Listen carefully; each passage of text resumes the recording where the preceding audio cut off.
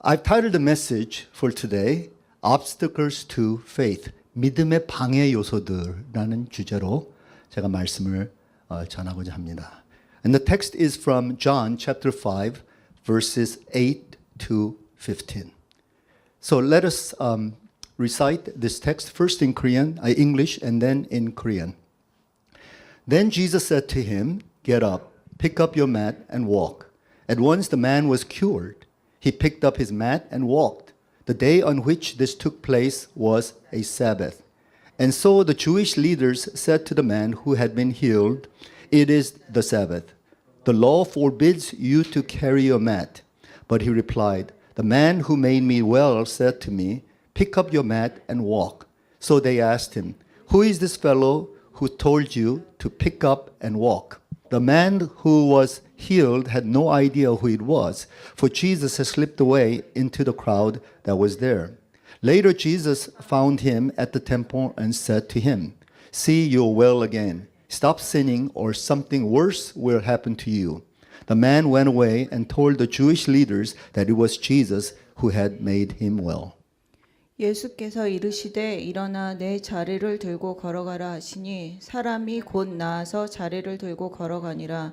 이날은 안식일이니 유대인들이 병 나은 사람에게 이르되 안식일인데 내가 자리를 들고 가는 것이 옳지 아니하니라.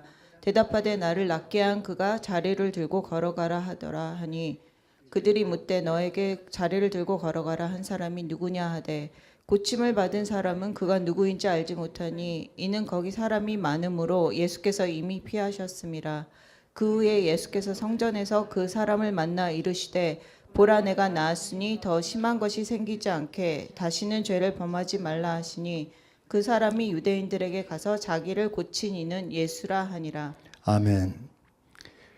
Now we're dealing with the subject of faith involved in two cases of healing performed by Jesus Christ. 지금 저희가 믿음이라는 주제를 가지고 예수님께서 행하신 두 가지 치유의 사건을 가지고 그 믿음의 주제를 다루고 있습니다. The first case involved the royal official who approached Jesus and pleaded with him to come with him to his own hometown of Capernaum to heal his dying son. 첫 번째 그 사례는 그 왕의 신하로 그 죽어가는 아들을 고쳐달라고 예수님께 가버나움에 오시라고 이렇게 요청했던 신하입니다. But the response of Jesus to this man was quite pessimistic. Of course, he was saying it to the whole crowd, but he was saying it also to the man. 그래서 예수님의 그 사람에 대한 그 반응이 굉장히 회의적이셨는데 그것은 물론 전체 그 대중에게 하시는 말씀이었지만 또 이 왕의 신하에게도 하시는 말씀이었습니다. Jesus said, "Unless you people see signs and wonders, you will never believe." 예수님께서 너희가 기적과 기사를 보기 전에는 나를 절대 믿지 않을 것이다라고 말씀하셨습니다. In other words, your faith is so conditional. You have to have some goodies, some blessings, some kind of sign to confirm the reality before you will believe. 그래서 너의 그 믿음은 굉장히 조건적이어서 어떤 그 기적과 기사나 아니면은 어떤 축복 이런 거를 보기 전에는 믿지 않을 것이다라고 하셨습니다. But the man himself did not take any offense at Jesus' word. 이 왕의 신하는 그렇지만 예수님의 말씀에 절대 기분 나빠하지 않았습니다. And I think I can understand that. If your situation is so desperate as in this man's case, you don't care about your pride or you don't care about how Jesus may injure you. You just want to bring solution to your problem. 이 사람을 이해할 수 있는 게 여러분이 굉장히 그 절실하다면 그 자존심이나 뭐 어떤 자기가 해를 받을 것이나 이런 것은 전혀 상관하지 않습니다. So he continued to persist in begging Jesus to come with him to lay his hand upon his son so that he can live. 그래서 이 왕의 신하는 지속적으로 예수님께 구했습니다. 제발 와서 내 아들에게 손을 얹어서 고쳐 달라고. But Jesus didn't respond to him the way he requested. Jesus simply spoke a word. He said, "Go, your son will live." 그렇지만 예수님은 이 사람이 기대했던 대로 이 사람에게 반응하지 않으셨고 그냥 그 사람에게 말씀하셨습니다. 가라, 네 아들이 나을 것이다. And it was up to the man to take Jesus at his word at face value and simply return, hoping and believing that his son would live. 그래서 그거는 이 사람에게 달렸던 것으로 이 사람이 믿고 자기 아들이 낳을 것이라고 돌아가야 하는 거였습니다. And it was only as he was returning home, his servant came and met him halfway and reported that his son is living. 그래서 and 왕의 healthy. 신하가 집에 돌아가는 중간에 신하의 종이 와서 그 아들이 낳았다고 이렇게 말해 주었습니다. And the second case involved a man who had been an invalid for some 38 years. 두 번째 사례는 그 38년 동안 일어나지 못했던 병자입니다. We don't know whether he was born this way or whether he had an accident or something happened to him that he became like this in his adulthood. 그래서 이 사람이 그 태어날 때부터 선천적으로 이런 병이 있었는지 아니면 사고가 나서 어른이 된 후에 이렇게 병자가 됐는지는 잘 모릅니다. But what we see is that this man has been waiting around for with some sense of hope for healing, and he was remaining in the pool of Bethesda. 그래서 이 사람은 그 치유의 소망을 가지고 계속 그 베데스다 연못에서 기다리고 있었습니다. In this case, it was Jesus who approached the invalid with this question: Do you want to get well? 그래서 이 사례에서는 예수님께서 이 사람에게 접근하셔서 너가 낫기를 원하느냐 이렇게 물으셨습니다. But the man's response clearly shows that he was so engrossed in his own situation and he was filled with self-pity. 이 사람의 그 대답을 보면은 이 사람은 자기 연민에 빠져 있었던 사람입니다. And he basically said to Jesus, Jesus, nobody is, he didn't know the name of Jesus yet, but nobody is helping me. And anytime I try to get in the water, somebody brushes me aside and they dive in first. 이 사람은 이렇게 얘기했습니다. 아무도 나를 도와주지 않고 물이 움직일 때마다 다른 사람이 먼저 물에 들어갑니다. It was Jesus Christ, the Messiah, and he had no way of knowing who this person was, but he was perhaps the very first person he ever knew who asked him, Do you really want to get well? 이 사람이 예수님이 메시아인 것을 몰랐지만 아마 이 사람이 예수님께서 처음으로 접근하셔서 네가 낫기를 원하느냐 물어봤던 그런 사람일 것입니다. And yet he could only respond by saying the second best thing. That is, can you help me to get in the water? 그렇지만 이 사람은 그냥 두 번째 그 가장 좋은 것을 선택해서 그냥 나를 물에 들어갈 수 있게 도와주십시오 이렇게 말했습니다. So Jesus must have diagnosed this man's problem not only to be the physical problem of his body being immobilized. 근데 예수님이 이 사람의 문제가 단순하게 육체적인 문제가 아닌 것을 육체의 문제만이 아닌 것을 이렇게 진단하셨습니다. He has been in this situation, the physical condition, for so long. It had an effect upon his mind and his emotion. And so you might even say that his inner person has become crippled and paralyzed. 그래서 이 사람이 너무나 오랫동안 육체적으로 이런 상태에 있었기 때문에 이 사람의 감정과 생각이 다 마비된 상태였습니다. So because this man had a tendency to operate with such a weakened sense of will, Jesus had to break that tendency. 그래서 이 사람은 항상 이렇게 약한 의지를 가지고 이렇게 생활하는 것에 익숙해져 있었기 때문에 예수님께서 그것을 그 생각을 부셔야 했었습니다. So Jesus spoke a word of command, a word of authority. He said, "Get up, take up your mat and walk." 그래서 예수님께서 이 사람에게 명령하셨습니다. 일어나서 내 자리를 들고 걸으라.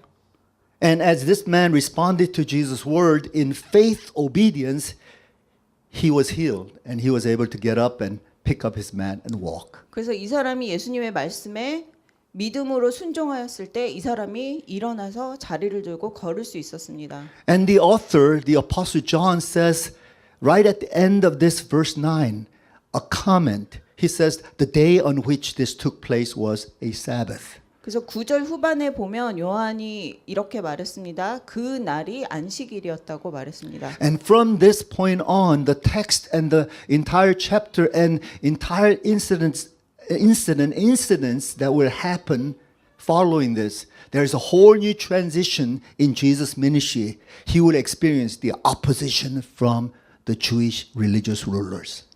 그래서 이 다음 9절부터 이 본문을 보면 예수님의 사역이 새로운 전환기를 맞는데 그것이 유대인이 예수님을 반대하기 시작한 것이었습니다. And in this context, I would like to talk about two key factors which are detrimental to our faith progress. 그래서 이 본문에서 이제 믿음의 해로운 두 가지 요소에 대해서 말할 것입니다. First problem that I see from this text is the problem of legalism. 이 본문에서 첫 번째 요소는 율법주의입니다. In verse 10, it says, And so the Jewish leaders said to the man who had been healed, It is the Sabbath. The law forbids you to carry your mat. 유대인들이 병 나은 사람에게 이르되 안식일인데 내가 자리를 들고 가는 것이 옳지 아니하니라. And of course, they were referring to the prohibition regarding work on the day of Sabbath. 이 사람들은 그 안식일에 일하는 것을 금하는 것을 지금 말하고 있습니다. But this is really based upon the fourth commandment that we see in Exodus 20, which says, Remember the Sabbath to keep it holy, and on this day you will do no work. 이것은 그 출애굽기 20장의 그 십계명의 제사 계명에 나오는 그 안식일을 기억하고 거룩하게 지키고 그다음에 안식일에 일하지 말라는 그 계명입니다. Not only you shall not work, your servants must not be put to work. You cannot even ask your animals, the beasts of burden, to carry any of this weight on that day. 그래서 그날은 나뿐만이 아니고 나의 종에게도 이 일을 시킬 수 없고 그리고 집에 있는 동물들에게도 짐을 싣고 나르게 할 수가 없는 것입니다. But what these religious leaders in Jerusalem were referring to was basically the Talmud. That is the collection of comments by the Jewish rabbis in those days. 여기서 이 사람이 이렇게 그 유대인들이 그 참고로 삼는 것은 그 탈무드라고 그 유대 그 랍비들의 그런 어떤 old tradition, 그러니까 오래된 전통을 담은 그러한 책을 이 사람들이 참고로 하고 있습니다. So because the law was stated in such a simple way, remember the Sabbath, keep it holy, do not do any work, they had to define what does it mean not to do any work. 그래서 이 계명이 그냥 안식일을 거룩하게 하고 일을 하지 말라고 아주 단순하게 말하고 있기 때문에 이 사람들이 어떤 일을 하지 말아야 되는가를 좀 더 구체적으로 거기에 이렇게 담고 있습니다. But in the process, they became so obsessed with the definition, they came out with literally like laws upon laws and made it into like many books of laws. 그래서 이 사람들이 너무 이 율법에 얽매여 있었기 때문에 거기다가 율법을 더하고 법을 더하고 법을 더해서 이렇게 완전히 율법에 얽매이게 되었습니다. So amongst all these legal regulations about so many things that the Bible is talking about, the Old Testament is talking about, they came up with 39 categories of work which are forbidden on the day of Sabbath. 그래서 이 사람들이 이렇게 율법에 맞춰서 이렇게 그 안식일에 금지해야 하는 일을 금지해야 되는 39가지 항목을 만들었습니다. And I think they were referring to texts like Jeremiah 17 and Nehemiah 13. 그래서 이 사람들은 예레미야 17장과 느헤미야 13장을 참고로 했습니다. And these texts talks about prohibiting carrying of burdens or working on the day of Sabbath. 이 사람들이 그 성경 말씀 그 두 장을 보면은 이 사람들은 안식일에 짐을 나르는 것을 금지하는 것을 말하고 있습니다. But I want you to think about this text and the essence of what this text is saying. You should rest, not work. You should not be engaged in other occupations so that you can devote your life to be with your family and with loved ones to worship God and God only. 그래서 이 두 장을 보면은 거기서 이제 그 핵심이 무엇이냐면 안식일에 일을 하지 않고 자기의 사랑하는 가족들과 함께 있고 또 하나님에게 집중하고 그런 것이 이 두 장에서 말하는 안식일에 일하지 않는 것의 핵심이었습니다. And yet the Jewish rabbis came up with such meticulous nitpicking of issues and details. They said man should not wear artificial teeth, wooden teeth. Man should not carry wooden leg. Woman should not have some kind of brooches or ornaments on her clothing because these are actual weights. 그렇지만 이 사람들은 너무나 이렇게 작은 그 세세한 것까지 율법적으로 이렇게 집중해서 뭐 남자는 뭐 의치를 하면 안 되고 뭐 의족을 하면 안 되고 그리고 여자들은 뭐 옷에 브로치를 달고 다니면 안 되는 것까지 이렇게 말하게 되었습니다. But this is what gets to me. They even prohibited carrying even a needle in a robe on that day.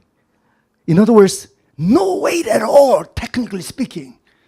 그래서 거기서 더 나아가서는 이 작은 바늘까지 옷에 옷주머니에 넣고 다니면 안 되는 것까지 이 사람들이 얘기했기 때문에 기술적으로는 그것을 지킬 수 있는 방법이 거의 없습니다. But this man, he was simply carrying the mat, which signified the place of comfort and place that he had been locked up in, and he was simply carrying it to remove it to another place. 그래서 이 병자 같은 경우는 그 자리가 이 사람이 그곳에서 쉬었고 그곳에 항상 묶여 있었던 그 자리를 단순하게 그냥 들고 일어났던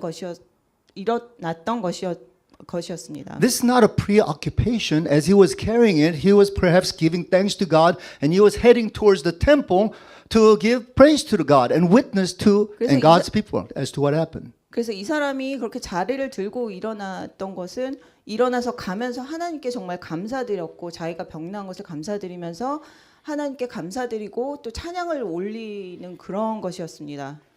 You see, the problem with legalism is first of all, there's lack of compassion and mercy for others. 그래서 율법주의의 첫 번째 문제점은 다른 사람들에 대한 어떤 그 자비나 동정심의 부족입니다. See, these Jewish rulers saw this man, and it was evident that he had been an invalid for so long, and he had suddenly now experienced a miraculous healing. He was liberated, he was happy, he was celebrating, and yet they just wouldn't acknowledge that at all. 그래서 유대교 지도자들이 볼 때 이 사람이 정말 38년 동안 움직이지 못한 사람들이 이제 치유를 받아서 정말 행복하게 움직이면서 이렇게 기뻐하고 있지만 이 사람들은 그 사람의 그 어떤 율법주의에 이렇게 더 집중하고 있었습니다. And basically, they ended up interrogating this man to find out who the culprit was who told him to carry his mat and walk.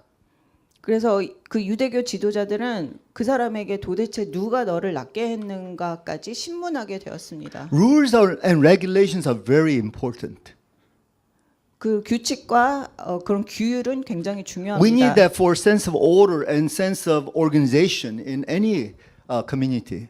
그래서 그 질서와 조직을 위해서는 그 규율이 필요합니다. But more important than rules and regulations is understanding and mercy and kindness. 하지만 규칙과 규율보다 더 중요한 것은 자비와 또 이해입니다. Even in the parent situation when they're disciplining their little kids, we can't just cause them to operate by rules and regulations. Sometimes we have to show mercy and compassion first.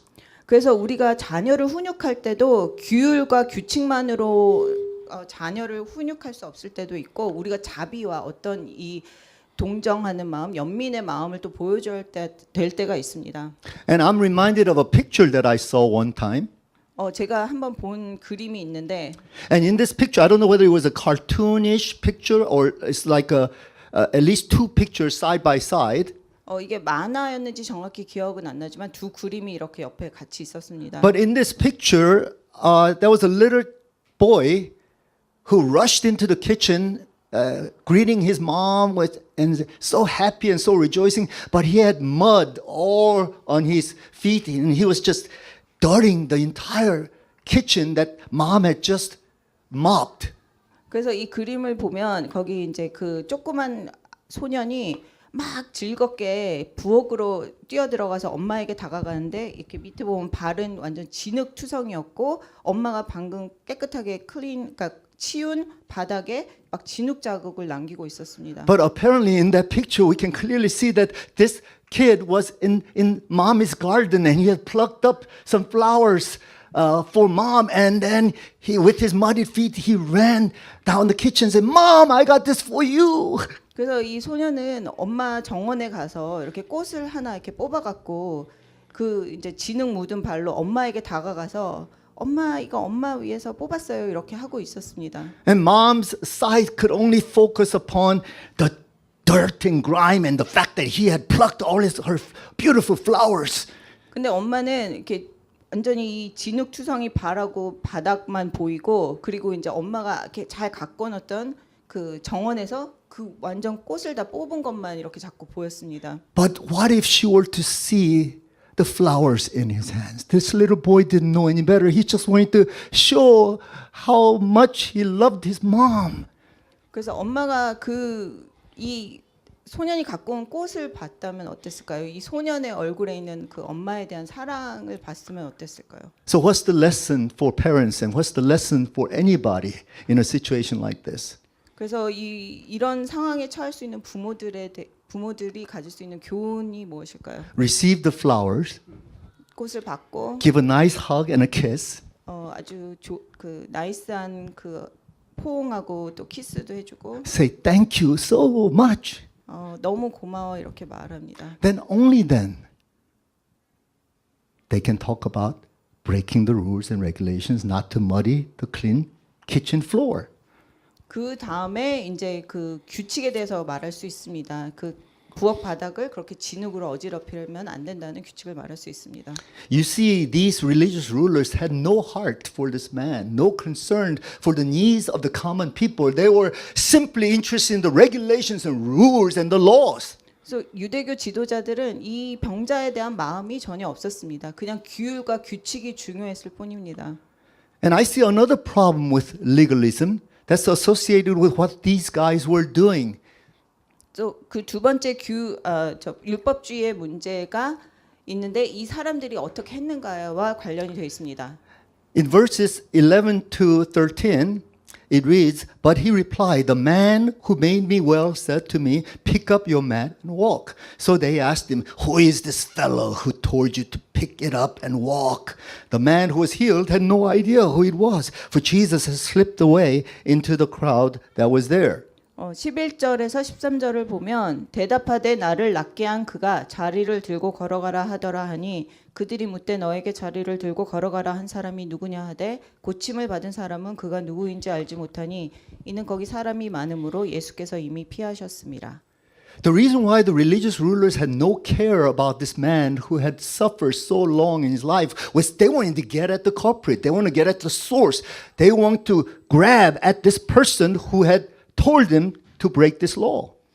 그래서 이 유대교 지도자들이 집중했던 것은 이 사람이 뭐 오래 병을 앓다가 나은 것이 아니고 이 사람에게 일어나서 걸어라 이렇게 이 사람을 치유해준 그 사람이 누구인지 그것을 찾는 것에 더 관심이 있었습니다. I believe that legalism is problematic because legalism has to do with control. And oftentimes when you're in the position of control, it blinds you from discerning properly and understanding rightly. 그래서 이 율법주의의 문제 중에 하나가 통제입니다. 그래서 이 사람이 너무 통제하는 것에 너무 이 사람이 집중하기 때문에 그 적절하게 분별하는 그런 눈을 가리우게 됩니다. What? We've been abiding by the laws and the regulations that the rabbis and the tradition has dictated, and suddenly somebody comes along and he speaks on his own authority against what we have spoken. 그래서 우리가 이때까지 이렇게 율법이 말하는 대로 우리가 또 유대교에서 말하는 이렇게 법을 지켜왔는데 갑자기 누가 나타나서 그 법을 어기게 말했는가 이것에 더 집중하고 있습니다. If we allow this situation to be gotten away with and this invalid his testimony to be affirmed, then it's going to be all chaos. They're going to all run after this man. 그래서 이 병자가 낳은 이 사건이 정말 진실이고 이렇게 이 사람이 그것을 피해서 이렇게 간 것이 만약에 사실이라면 이제부터는 막 혼란이 올 것이다 이런 것만 생각하게 됩니다. Because they were so much in the position of control and authority, they could not allow for any other competition. 그래서 이 사람들이 이 너무 권력과 통제하는 것에 너무 이 사람들이 익숙해 있기 때문에 이 사람들이 다른 어떤 것을 그 어떤 경쟁을 이 사람들이 허용하지 못합니다. They become so blinded because of their obsession with the laws and the regulations, the traditions that they have made. They could not even allow the Messiah to compete with them, and not even God to compete with them. 그래서 이 사람들이 너무 이 규율과 율법에 너무 집착했기 때문에 다른 어떤 사람, 이 사람이 메시아든지 하나님이든지 그 아무도 자기네와 경쟁하지 못하게 그렇게 되었습니다. But I do want to say that the way of faith is actually not against the law. Jesus is not standing against the law. He's standing against people who are obsessed by the law, that they become bondage to the law and they're causing others to come under the bondage of the law. 그래서 예수님이 그러니까 믿음의 방식은 율법주의의 반대는 아닙니다. Jesus is not trying to bring a correction to the law. He's talking about the interpretation law to a point that you get so engrossed and so obsessed with petty details of the law. 그래서 예수님이 율법을 고치시려고 하는 것이 아니고 율법에서 그 너무 세세한 부분까지 너무나 이 사람들이 집착하기 때문에 그것이 옳지 않다는 것을 말씀하시려고 하신 것입니다. We have a lawyer in our midst, my good friend Ryan. He's a law professor and he was a practicing lawyer in the States. And I asked him about this very issue long ago. I don't know whether you remember or not. 그래서 여기 라이언 교수님이 계시는데 변호사시고 또 그 법대 교수고 또 미국에서도 이렇게 변호사로 활동을 하셨는데 한번 이제 목사님이 그 이 이슈에 대해서 물으신 적이 있습니다. And I think I mentioned something about, as I observe it, the way the lawyers tend to practice their law, oftentimes to win the case in the court law, is something very much like this. 그 변호사들이 이렇게 관찰해 보면은 법정에서 이길 때 그 이기는 방식이나 이런 것이 굉장히 비슷한 것이 있습니다. I mean, they look through volumes of law books and they find those technical little things and they get petty about it and they pluck that out and they make a case and they win the case. 그래서 이렇게 법률책을 막 이렇게 보다가 이렇게 아주 세세한 거 하나를 딱 뽑아서 그거를 이렇게 이슈로 만들어서 법정에서 그거를 케이스로 이렇게 제출하면서 그 이기는 사례가 많이 있습니다. They basically win based upon technicality. 그 기술적인 면으로 이기는 것입니다. And they 법정에서. may let their defendants get away with murder at times, literally. 그래서 자기가 변호하는 사람이 살인자이지만 이 사람이 그냥 풀려나기도 합니다. You see, legalism blinds us from true justice and mercy. I'm sure our law professor will agree with that. Could you give me some authoritative nod to that? Thank you so much. Thank you. Some lawyers, yes. He's saying that not all the lawyers like that. Some lawyers operate like these religious rulers.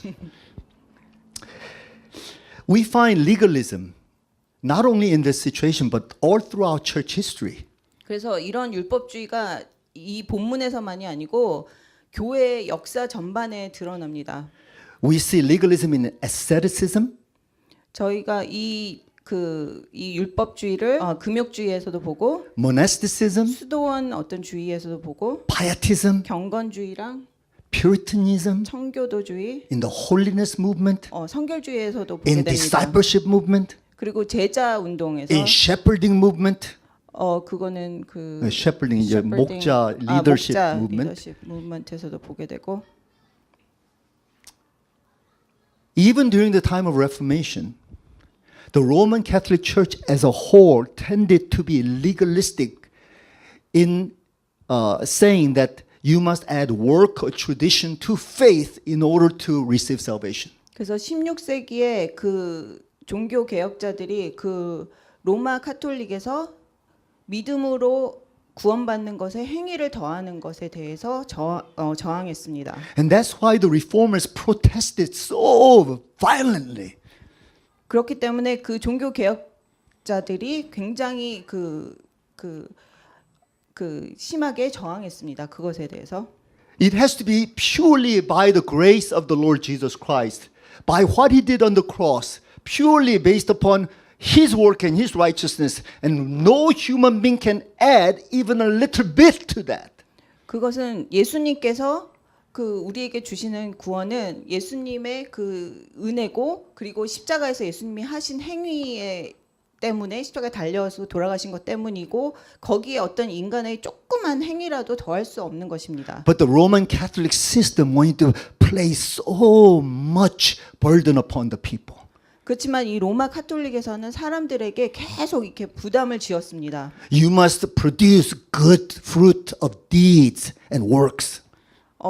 너희는 정말 이 선한 행위의 열매를 그리고 선한 행위를 계속 이렇게 해야 된다. You 이렇게 must bring more 했습니다. money into the church to buy salvation for those who have died without being assured of salvation. 그리고 너희가 이렇게 구원 없이 죽은 사람들을 위해서 돈을 가지고 와서 구원을 사야 된다고 했습니다. You must come to the cathedral every moment possible and be locked into the church system so that you can receive the sacraments.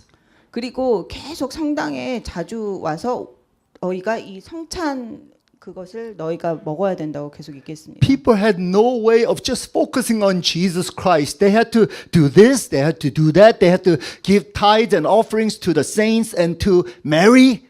그래서 사람들이 예수님한테 집중할 시간이 없었고 그냥 계속 이렇게 해야 그 성당에서 요구하는 것을 해야 됐고 이렇게 계속 했어야 됩니다. But the reformers said that there's only one mediator, and it is no man or no man-made system. It is Jesus Christ. And so you freely receive salvation if you would just trust Him and not any other system of man. 그래서 종교 개혁자들은 아무도 그것을 할 수 없고 거긴 한 중재자밖에 없다. 예수 그리스도밖에 없다고 말했습니다. So now, while the way of faith is contrary to the way of legalism, I also want to say that the way of faith is contrary to the way of libertinism or antinomianism. 그래서 그 믿음의 방식이 율법주의에 반대되는 것이고 또 그 믿음의 방식이 또한 자유방탕주의나 반율법주의에 또 반대되는 것입니다. And what do I mean by libertinism or antinomianism? Simply put, it's the loose lifestyle, licentious lifestyle that has nothing to do with moral and ethical values. 그래서 자유방탕주의나 반율법주의는 이렇게 방탕스러운 그 삶의 방식, 그러니까 전혀 이런 어떤 도덕이나 윤리 기준 없이 사는 그러한 삶입니다. And it is the way of chaos. It is the way of freestyle living. It is the way of no law, 그 이거는 lawlessness. 자유롭게, 혼란스럽게 그리고 법 없이 사는 막 그런 삶입니다. The Christians who understand the language of grace and the purity of faith sometimes tend to fall into this trap. 그래서 이 은혜와 믿음을 강조하는 사람들이 이런 또 다른 어떤 극단적인 것에 빠지기 쉽습니다. And so they demean the need of producing good fruit, evidence of salvation, for example. 그래서 이 사람들은 어떤 선한 열매를 맺는 것, 그러니까 그 어떤 구원의 어떤 그 증거가 되는 것에 대해서 이렇게 무시하곤 합니다. And they say, laws and ethics and moral standards, all these rules and regulations, that has to do with Pharisaism. And they write them off. And they say, you know what? We're just children of grace. And it's all by faith. 그래서 모든 뭐 규율, 법률, 뭐 윤리, 도덕 이런 것은 다 이렇게 무시해 버리고 우리는 그냥 은혜의 자녀다 이렇게 말합니다. And to those kind of ways of thinking, the great theologian Bonhoeffer used to say, that's the cheapening of the grace of God. 그래서 그 유명한 신학자 반 하퍼가 말하기를 그거는 하나님의 은혜를 값싸게 만드는 것이다라고 말했습니다. Let us see what happens in verse 14 as Jesus addresses this concern. 14절에 예수님께서 어떤 말씀을 하셨는지 한번 보겠습니다. He approached the invalid for the first time to offer healing and salvation. 예수님께서 그 병자를 고치신 후에 다시 병자에게 접근하셨습니다. But the second time now he's talking about ongoing maintenance of that health, which signifies sanctification. 그래서 예수님이 두 번째 그 사람에게 다가가셨을 때는 그 건강의 유지와 성화에 대해서 말씀하셨습니다. In verse 14 it says, later Jesus found him at the temple and said to him, see, you are well again. Stop sinning or something worse may happen to you. 그래서 14절에 보면 그 후에 예수께서 성전에서 그 사람을 만나 이르시되 보라 내가 나았으니 더 심한 것이 생기지 않게 다시는 죄를 범하지 말라 하시니. It seems like based upon this text or this comment by Jesus that the invalid's previous condition of ailment had something to do with perhaps his sin. 그래서 이 본문에 의하면 그 병자의 그 낫기 전의 상태가 약간 그 사람의 어떤 과거의 죄와 연결되어 있지 않을까 하는 것을 지적하고 And 있습니다. if this were true, he became an invalid 38 years ago because of some kind of sin issue that caused that to happen. 그래서 이게 만약에 사실이라면 이 병자가 38년 전에 병에 걸리게 되었을 때 아마 이 사람의 어떤 죄와 관련돼서 그렇게 되지 않았을까 합니다. Of course, we must be careful not to make a direct correlation between sin and sickness. 그래서 그렇지만 저희가 죄와 어떤 질병에 질병에 걸리는 거랑 직접적으로 상관관계를 만드는 것에는 좀 주의해야 합니다. Remember the story of Job. It was not because of his sin that he became sick. 그래서 욥을 보면은 욥이 그렇게 질병에 걸린 것이 그 사람의 죄 때문이 아니었습니다. As a matter of fact, it was because of his righteousness that he became sick because Satan attacked him to test him of his faith. 욥이 그렇게 질병에 걸리는 것은 이 사람의 의로움 때문이었습니다. 사탄이 이 사람의 그것을 시험하기 원해서 질병을 주었던 것입니다. And in chapter 9 of John, we will be studying about Jesus healing a blind man. 그리고 요한복음 9장에 나오는 눈먼 자를 고치신 예수님의 또 사건에서 볼 수 있습니다. And when asked whether this is because of his sin or his parents' sin that he was born blind, Jesus replied by saying, none of that. This happened so that God can demonstrate his powerful work of causing him to have sight. 그래서 사람들이 이 사람이 이렇게 눈이 먼 것이 이 사람의 죄 때문이냐 부모의 죄 때문이냐고 했을 때 예수님께서 다 아니고 이것은 하나님의 어떤 영광을 드러내고 하나님의 어떤 놀라운 일을 보여주기 위한 것이라고 말했습니다. But I personally believe that it is not so much about what caused him to have this kind of ailment problem in the first place, but Jesus must have discerned this person's condition according to his behavior. 그렇지만 여기서 중요한 것은 이 사람이 왜 병에 걸렸는가 그것이 중요한 것이 아니고 예수님이 이 사람의 어떤 그 상태를 이렇게 진단하시는 것이 더 중요했습니다. First of all, he didn't sense any kind of gratitude from this man. There's no evidence of him being grateful to Jesus. He was just running around and sharing what had happened.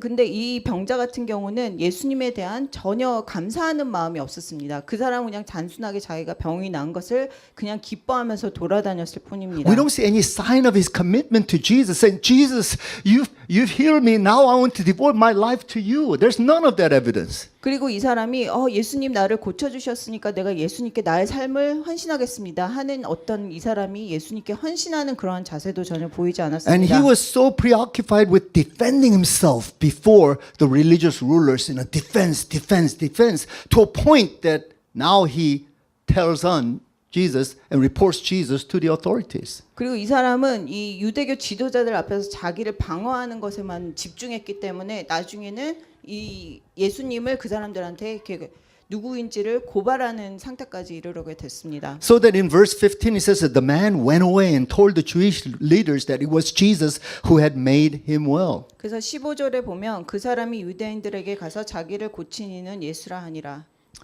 And I believe this is what Jesus saw, this man's tendency to operate with the weakness of the flesh.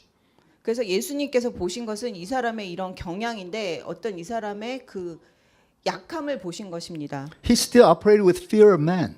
이 사람은 여전히 사람에 대한 두려움을 가지고 이렇게 살고 He 있었습니다. was longing for approval of others. 그리고 다른 사람의 인정을 받기 원했습니다. He was willing to compromise his values. 그리고 자기의 어떤 가치관을 타협할 수 있었습니다. And so Jesus realized that this man had not really changed. 그래서 예수님께서 이 사람이 전혀 변하지 않았다는 것을 아셨습니다. You see, healing of the body or material blessings do not necessarily change people in their attitudes. 그래서 이 몸이 낫는 것이 어떤 그 사람들의 그 생각이나 태도를 바꾸지 않습니다. They forget so easily what Jesus has done for them. 사람들은 예수님이 자기에게 무슨 일을 하셨는지를 아주 쉽게 잊어버립니다. So Jesus speaks to this man. 그래서 예수님이 이 사람에게 말씀하십니다. See, you're well again. Stop sinning or something worse may happen to you.